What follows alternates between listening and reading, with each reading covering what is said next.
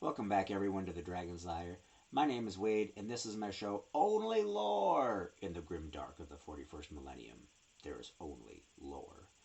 We don't have a lot of time, these videos are shorter, so let's get into it. Today we are talking Hive Tyrants. We're going to be talking Tyranids for a good long while because I love Tyranids. I'm a Tyranid player. I've been a Tyranid player since the year 2000.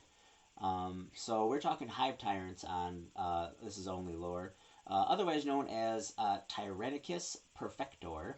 Hive Tyrants are massive Tyranid bioforms that are the main battlefield commander of a Tyranid swarm. They're synapse creatures. Synapse is the will of the hive mind emanating out from Psyker synapse Tyranids that then trickles down to the smaller little ones.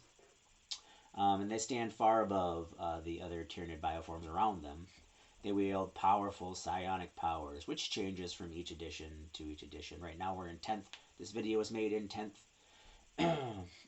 However, the species Gestalt consciousness brings into being a truly potent psionic presence in the immaterium called the Shadow and the Warp, which is produced by the collective Tyranid hive mind.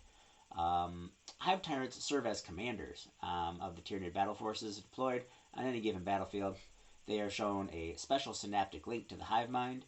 The link makes a Hive Tyrant one of the most important of the Tyranid synapse creatures. Though individuals display a wide variety of physical characteristics, all the Hive Tyrants are terrifying, sizable monsters that tower over even the most impressive Imperial vehicles. Like the other Tyranids, they seem to evolve insanely quickly. Unlike the others, the Hive Tyrant evolves from a completely different type of genus, which covers their bodies with hard carapaces. Tyrants are their own species. They are insanely unique, very important. The Hive Tyrants are also powerfully psionic, and their relationship to the hive mind is amongst one of the closest known of all bioforms. The synaptic link is so strong that they are primary conduits through which the hive mind enforces its dominance over the hive fleet's lesser creatures. The instinctive nature of a Tyranid swarm is smothered with the unshakable drive and purpose, and the need to hunt and devour is infused with a cunning and tactical awareness that would put the galaxy's finest strategists to shame. So take a look at my walking tyrant right there. He is Bone Sword, Lash Whip, Heavy Venom Cannon. We are missing the days of Shard Gullet, sadly, but Heavy Venom Cannon's okay at the moment. Got a little snowy base there. And if you look real close, you can see my magnets, so I can swap out all those arms. He started off as a flying, but now he's not anymore. Hive Tyrants were created not only to overpower their prey, but also to outthink it. Unlike many Tyranid creatures, the Hive Tyrant is incredibly intelligent, and to some extent they are even self-aware.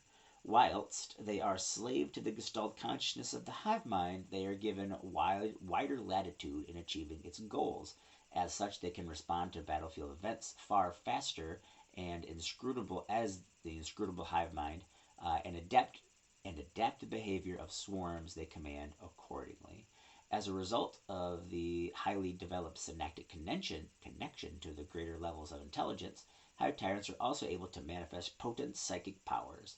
By harnessing tiny slivers of the hive mind's terrifying will, Hive Tyrants can invigorate the swarm, shatter their foes' morale, or shred the minds of their prey. Man, I'm missing the psychic phase of 9th right now.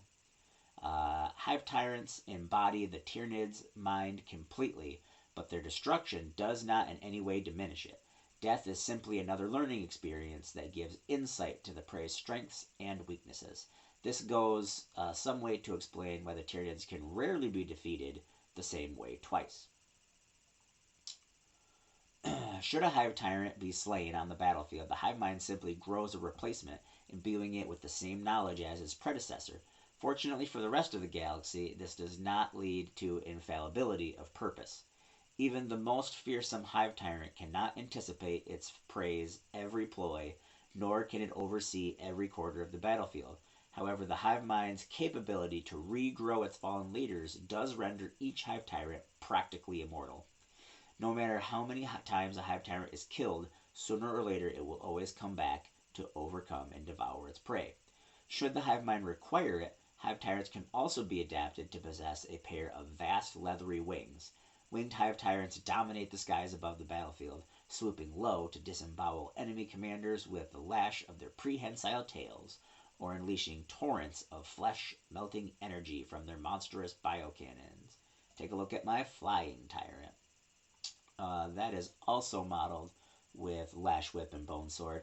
I chose not to put the legs there because they're kind of dangly on the model, and I didn't like it. I wanted a serpentine body, sorry. Also with the snowy base there. I really like the moth-like look that I did on the wings. My friend Sarah actually pioneered that look for me. She thought of it, and then I learned how to replicate it. Those were the first wings that I ever did, and now all my wings are like that. You'll see on my Harpy. Harpy's got really big wings, if you don't know. Should the hive mind require it, hive tyrants can also be... Oh, I already read that. I'm sorry.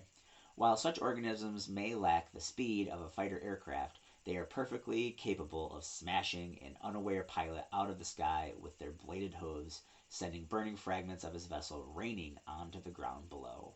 Some tyrants are seen carrying organism-like weapons that spit out large balls of bioplasma, heavy venom cannons. Apart from their advanced long-range weapons, their blood is also known to be extremely acidic, which they sometimes use as a type of weapon. When fighting in close combat, most of the hive tyrants use their claws and even lash-like weapons to smash away their enemies. In 10th, I think the best way to go at the moment is Lash Whip, Bone Sword, Heavy Venom Cannon. But that's a rules thing, and we'll get into rules and Let's Talk. This is shot for There's Only Lore, so I just want to talk about lore. You need to remember that the Swarm Lord is technically a Hive Tyrant. So the Swarm Lord is a named Hive Tyrant. He's an epic hero. Swarmy is pretty okay. He's got a psychic weapon. He's got some good close combat. Once again, I don't want to talk about mechanics. Swarmy is supposed to be terrifying in the fact that the very few times that he has appeared in recorded history, the few times that he's appeared that people have lived to tell the story, he outthinks every foe. He is protected by a psychic shield that is stronger and more intense than normal psychic shields for Plus Bones or warp fields. But the Walking Tyrant, the Flying Tyrant, and the Swarm Lord are all Hive Tyrants. There is a new Tyrant out there that is a Neuro Tyrant, but he's not a Hive Tyrant, so he's going to get his own video. There's probably not a lot of lore out there for them because it's a new model here in 2023. This, being the year of the Tyrannid and everything that GW is doing with the 4th Tyrannic War. I'm going to do videos about the Tyrannic Wars. I'm basically going to go down all the models that I own, the models that I use. There's few models that I don't actually use, but I'm going to go through everything that I've got. I'm going to do lore videos. I'm going to do tactics videos for everything that I've got, and I'm really excited to share this with you guys. Our codex is out. If you haven't already seen it, go ahead and grab one. I'm not overly impressed with the book. I've played one game with the new book and won the game by 2 points. And I was up against a really hard foe on that one. The Norns are really cool. Check out the Emissary and the Assimilator. I'm definitely going to do some videos with the Norns. They're pretty cool. I'm enjoying them. We here at the Dragon Slayer understand that you're a pretty busy person, so feel free to check us out on TikTok, YouTube, Instagram. We're going to be on all the socials here pretty soon, so check us out there too. We understand that you can spend your time on the internet anywhere, so we want to say thank you for spending your time here with us at the Dragon Slayer.